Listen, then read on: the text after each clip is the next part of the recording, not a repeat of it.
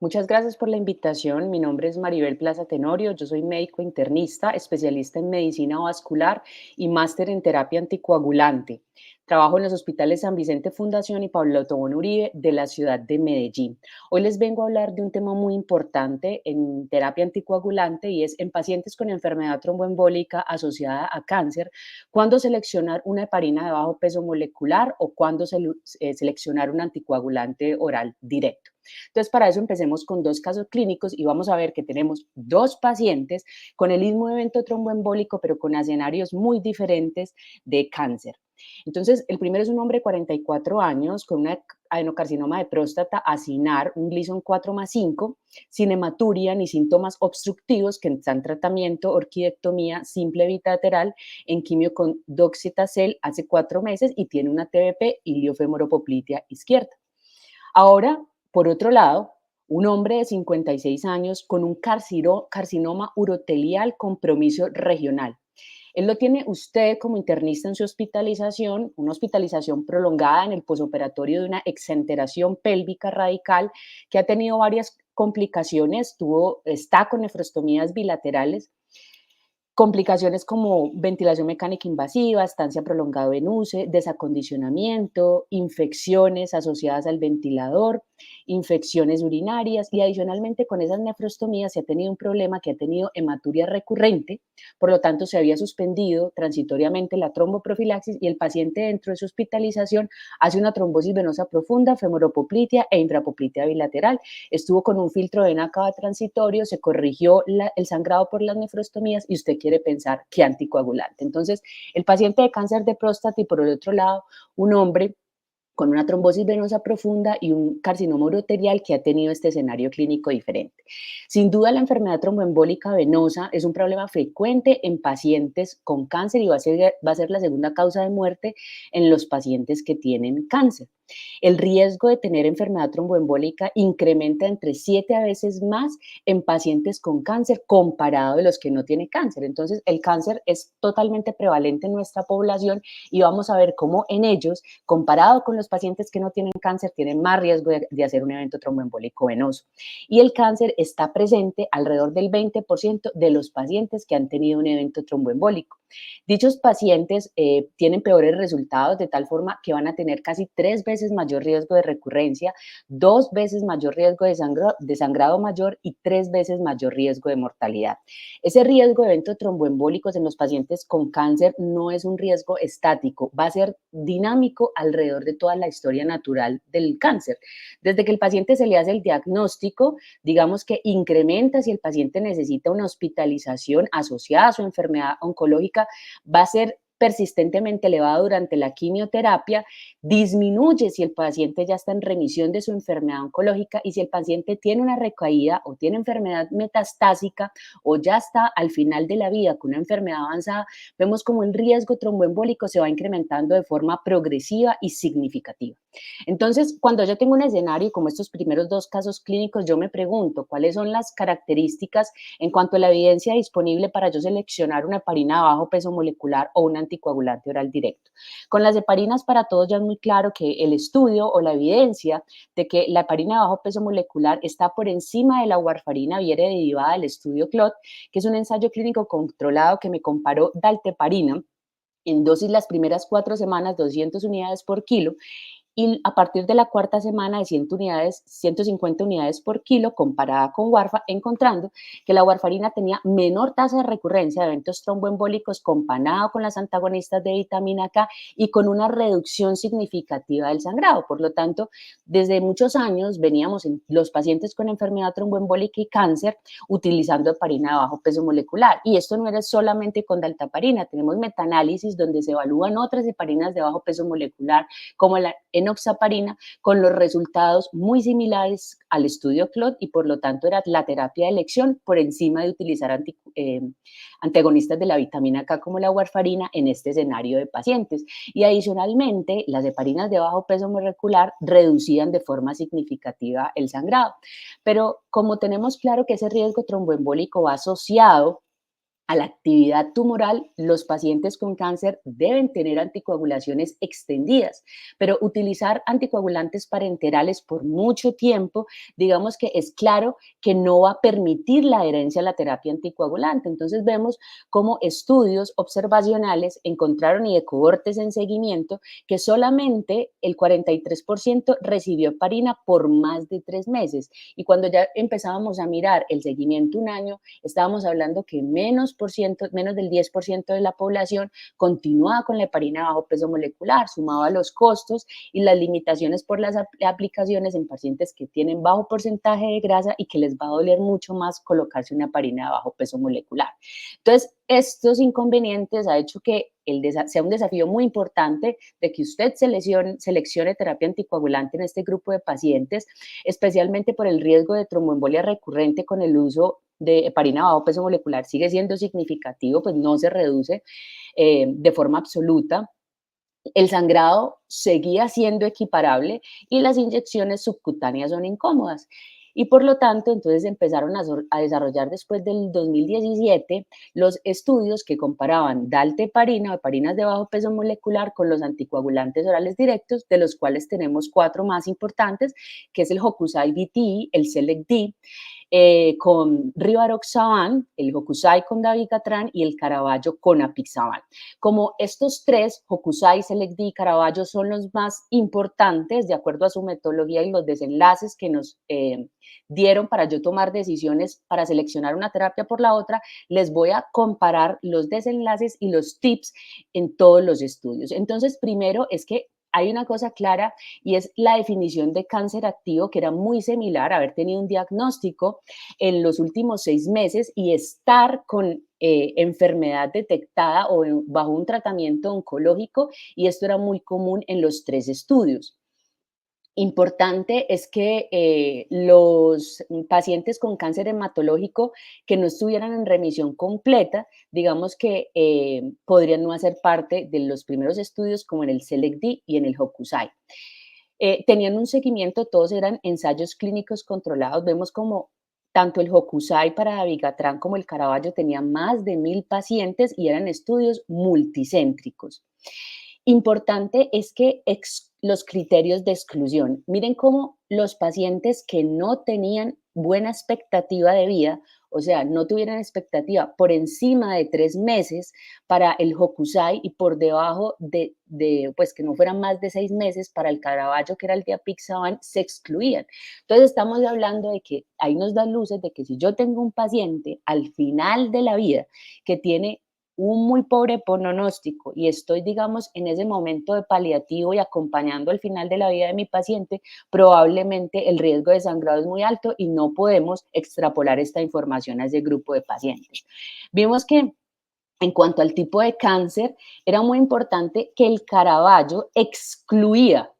tumores primarios del sistema nervioso central, metástasis al sistema nervioso central, las leucemias agudas y el carcinoma de piel o vasocelular, que los carcinomas de piel no melanomas es una exclusión general de los tres estudios. Pero mire cómo tumores primarios y leucemias agudas no estaban excluidos del Caravaggio. Adicionalmente, es importante ver cómo el peso de los pacientes es que no aplicaba el Select y excluía a pacientes con pesos por debajo de 40 y miren el recuento plaquetario. Excluyeron la trombocitopenia, es un parámetro frecuente en los pacientes oncológicos que están en quimioterapia sistémica, pero mire que tenían puntos para excluirlos de acuerdo al recuento plaquetario. Para el Dabigatran, el Hokusai, se excluían los que tuvieran recuentos por debajo de 50.000, en el Select-D 100.000 y en el Caravaggio menor de 75.000 plaquetas. Adicionalmente, la edad era muy general en todos y eso de acuerdo pues como a los principales cánceres, menos del 10% tenían eventos tromboembólicos recurrentes. En cuanto a la tasa de filtración glomerular, la mayoría en tasas de filtraciones glomerulares normales en estos estudios y no más del 10% en todos los estudios incluían pacientes con tasas por debajo de 50. Eso sí, exclusión aquellos que estuvieran en diálisis o con depuraciones por debajo de 20. Otro punto muy importante que uno le permite tomar decisión en estos pacientes es la clase funcional, el ECOG. La mayoría de los pacientes, o sea, casi el 80% en todos los estudios, eran un ECOG de 0 y 1, unos pacientes muy funcionales. Y solamente el 23%, 20, 25% en general tenían un ECOG de 2. Entonces, miren que no estamos representando los pacientes que tienen compromiso funcional, una discapacidad importante como un ECOG de 3 o 4, que muchas veces podemos ver estos grupos de pacientes, especialmente cuando hacemos diagnóstico de enfermedad oncológica avanzada. Adicionalmente, miren esto, es que hay veces tenemos dudas respecto a las interacciones medicamentosas, pero miren que como en estos estudios de los anticoagulantes orales directos, casi el 70% de los pacientes tenían quimioterapia sistémica, o sea que la mayoría de las veces no vamos a tener interacciones mayores con los anticoagulantes orales directos. Y adicionalmente eran pacientes que eran funcionales, ECOG 0 y 1, como les estaba comentando, máximo 2, pero estaban en quimioterapia sistémica, pero tenían enfermedad avanzada, al menos en el 50% de cada uno de los pacientes que iba a la intervención. Y lo vemos así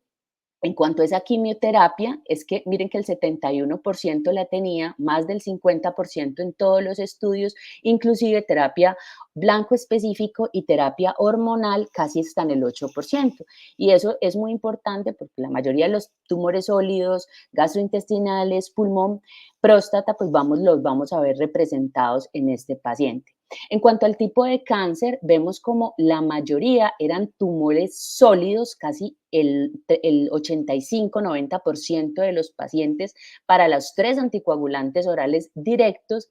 Y miren que el hematológico, recordemos que el Caravaggio excluía las leucemias, el hematológico en promedio fue el 10% en edoxaban, 7% en el Select-D y solamente el 5.7% en el Caravaggio. Pero este hematológico para el Caravaggio, para Pixaban, probablemente sean linfomas, mielomas múltiples, pero recuerden que excluían las leucemias agudas. Y miren cómo los colorectales, sobre todo el tracto gastrointestinal alto, estaba subrepresentado, era menos del 5% en los pacientes que estaban apixaban. Sabemos que en el SELECT incluyó una proporción muy importante de tumores del tracto gastrointestinal superior comparados con el Caravaggio en el Hokusai y que esto fue un punto para que tuvieran, digamos, el estudio por incremento de los sangrados en este grupo de pacientes. En cuanto al tipo de cáncer, como vemos, de esos que eran del tracto gastrointestinal alto, miren que son la minoría de los pacientes y vemos cómo gastrointestinal en general, o sea, colon, recto, por debajo de la unión gastroesofágica, estaba muy bien representado tanto en el estudio de Avicatran como en el estudio de Apixaban en el SELECT-D. La evidencia es muy concluyente y es que los anticoagulantes orales directos son tan efectivos como las heparinas de bajo peso molecular en disminuir la recurrencia, inclusive con una tendencia a la superioridad en el estudio de Apixaban en el Caravaggio, y para el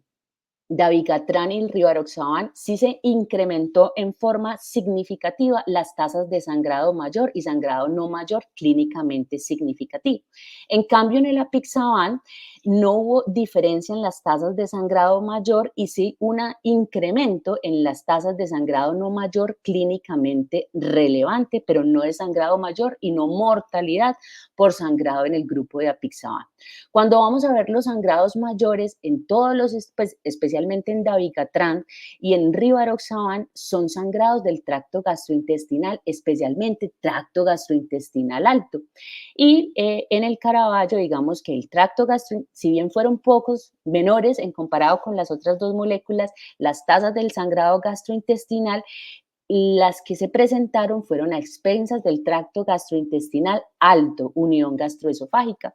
Del sangrado menor clínicamente no significativo, entonces ya aparecían otros puntos de sangrado como el tracto geniturinario y inclusive vía aérea superior en apixaban fue un punto importante también de sangrado, pero como les repito, no mayor, pero clínicamente relevante. Entonces, después tenemos muchos metaanálisis que nos reúnen toda la información y vemos cómo en forma significativa disminuyen las recurrencias, los tres anticoagulantes directos comparados con las heparinas de bajo peso molecular, con una tendencia al incremento de las tasas de sangrado mayor para rivaroxaban y dabigatran, pero no para apixaban, y sí incremento en general de las tasas de sangrado no mayor, pero clínicamente relevante. Digamos que con esta evidencia clínica las guías empezaron a cambiar y las sociedades internacionales de cáncer empezaron ya a recomendar a los anticoagulantes orales directos como una alternativa a las heparinas de bajo peso molecular en pacientes con enfermedad tromboembólica asociada a cáncer que tuvieran bajo riesgo de sangrado. Sin embargo, un punto muy importante, digamos que no solo esta evidencia que les muestro de los ensayos clínicos controlados, es que eh, y cuando miramos los estudios de cohorte, los pacientes con enfermedad tromboembólica y cáncer sangran más. Y cuando miramos reportes como el registro TESEO, que es una cohorte muy grande, los dos factores más importantes predictores de sangrado es, primero, que el tumor primario no se haya resecado, especialmente tracto gastrointestinal que siga in situ o geniturinario, vejiga y el recuento plaquetario. Estos dos factores, si los tiene su paciente, debe saber que en registros incrementa de forma significativa el riesgo de sangrado. Entonces vamos redondeando, definitivamente usted puede utilizar anticoagulantes orales directos, debe ser una decisión compartida, no utilice warfarina a menos de que tenga una contraindicación absoluta para los dos anteriores. Usted debe considerar muy bien factores que influencien la preferencia del paciente, como la ruta de administración, y factores clínicos como el compromiso renal o hepático, que son los que van a determinar riesgo de sangrado, como lo vamos a ver. Entonces, ¿usted cómo toma la decisión, ya para finalizar, en si utilizar una heparina de bajo peso molecular o un anticoagulante oral directo cuando tenga un paciente con enfermedad tromboembólica? La primera pregunta que usted se debe hacer es: ¿cuál es el recuento plaquetario? Si su respuesta es que el recuento plaquetario está por debajo de 50,000, usted mejor utilice una heparina de bajo peso molecular. Si el recuento plaquetario está por encima de 50,000 plaquetas, usted se haga una segunda pregunta, y es: ¿tiene alto riesgo de sangrado? Entonces, ¿qué es alto riesgo de sangrado? Pacientes que tengan cáncer o lesiones en tracto gastrointestinal, no solamente tracto gastrointestinal alto, sino que hayan tenido complicaciones en el tracto gastrointestinal secundarias de la terapia oncológica, úlceras duodenales, mucositis, lesiones o intervenciones en el tracto geniturinario, estén biliar, estenes intestinales, derivaciones externas de la vía biliar, nefrostomía, como el segundo caso de nuestros pacientes, porque todas estas intervenciones en el tracto gastrointestinal y urinario van a llevar a ser focos de sangrado, especialmente con la anticoagulación y sin duda con los directos. Si su paciente no tiene estos predictores que le estoy colocando aquí a mano derecha, entonces pregúntese: ¿existe una interacción mayor con la terapia oncológica, que quizás necesitemos el apoyo del oncólogo para tomar esta decisión? Pero como les mostraba, en todos los estudios más del 70% de los pacientes tenían alguna quimioterapia sistémica, entonces son muy puntuales las interacciones mayores en el cual usted, si ha respondido a las dos preguntas anteriores, no podría utilizar un directo. Y algo muy importante es la preferencia del paciente para usted dar el tratamiento primario entre 3 a 6 meses respecto a la aplicación. Algo muy particular de la trombocitopenia en el paciente con cáncer es que si su recuento plaquetario está por debajo de 50,000, que es el escenario, serían las heparinas de bajo peso molecular, yo me tengo que preguntar muy bien cuál es la indicación de la anticoagulación. Si es un evento de alto riesgo,